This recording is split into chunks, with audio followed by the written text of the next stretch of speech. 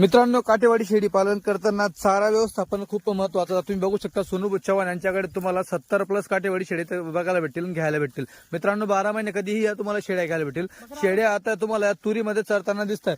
सोनू, आपण 12 महिने शेळींना काय काय खाऊ घालतात? जसं उन्हाळा झाला, आता दादा आमचं कसं राहतं, आम्ही पावसाळ्यामध्ये हे बघा घरी लिंबाचा पाला घेऊन जातो.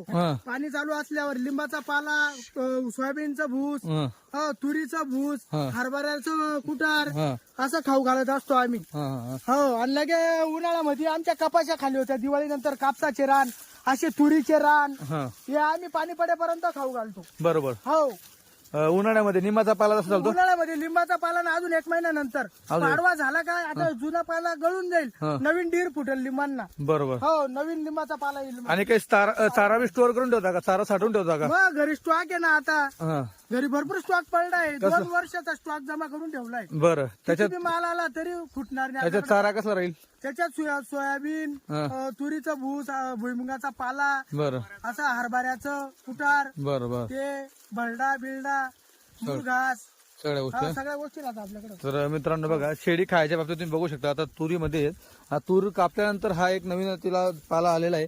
तर सगळे आवडीने खाता तुम्ही बघू शकता. जर तुम्हाला 1 एकर घास लावलाय आपण. काठेवाडी शेळ्या घ्यायच्या असतील तर सोनू चव्हाण यांचा मोबाईल नंबर दिलेला आहे.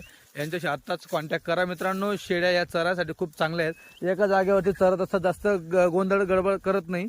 एकदम कमी जागेमध्ये चारा खात असतात, जास्त फिरत नाही इकडे तिकडे. हे बघा,